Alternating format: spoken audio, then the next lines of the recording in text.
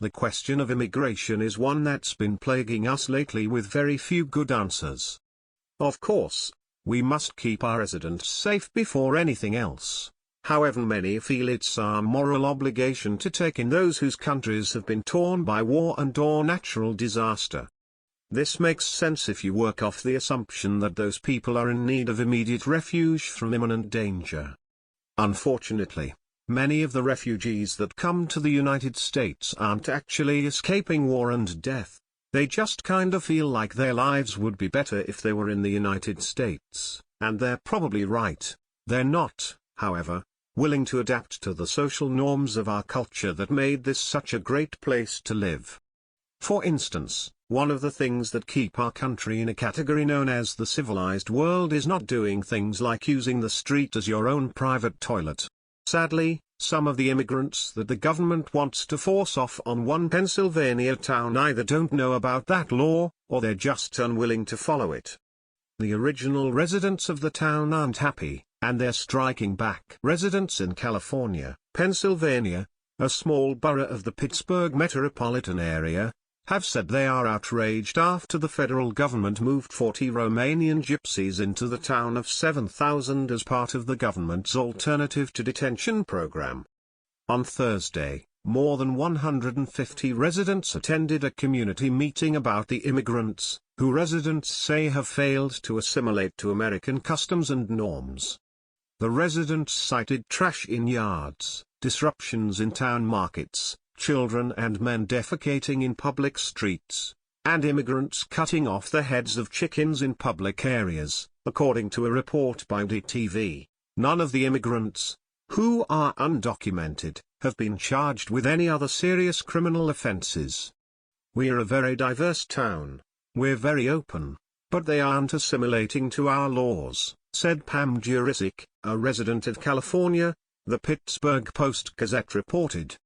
We are understanding that these are immigrants. But this is not the same scenario as our grandparents. They didn't come here to raise havoc.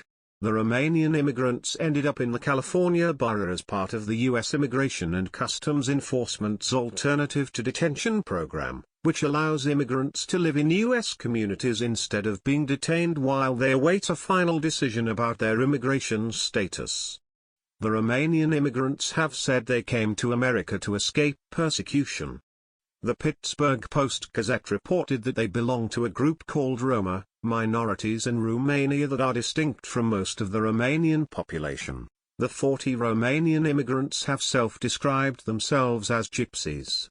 It's unclear why they ended up in California borough, rather than in some other neighboring town or in nearby Pittsburgh, but the Post-Gazette reported one of the Romanians said at the town meeting they came to California borough because of its affordability and friendly reputation. At the town meeting, town officials and the police chief told residents they had received no warning from the federal government about the immigrants' arrival. About 600 residents have signed a petition demanding the gypsies change their living habits. According to the American Civil Liberties Union, the Alternatives to Immigration Detention program was implemented in part to save taxpayer money. About $2 billion is spent every year for immigration detention.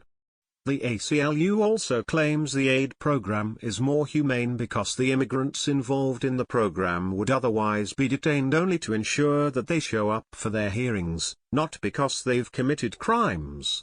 Well, they may not have committed crimes at the point that they were picked up en masse at whatever place they tried to enter the United States, but they've broken some laws now.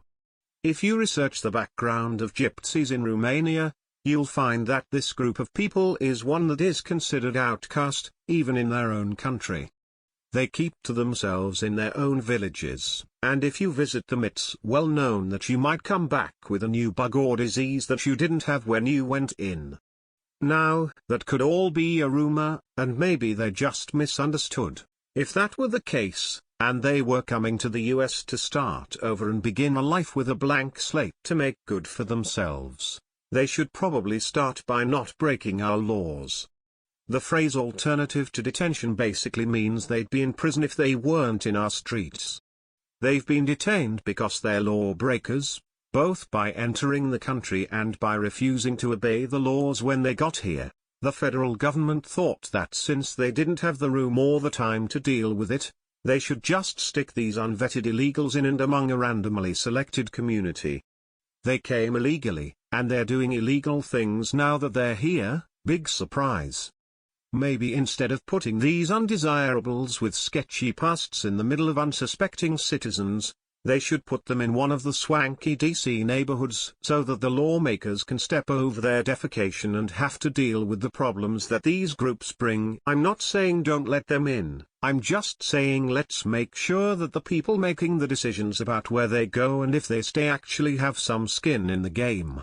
Share if you think the government should be held accountable for the criminals they place in our cities. Follow us on Facebook at Freedom Daily.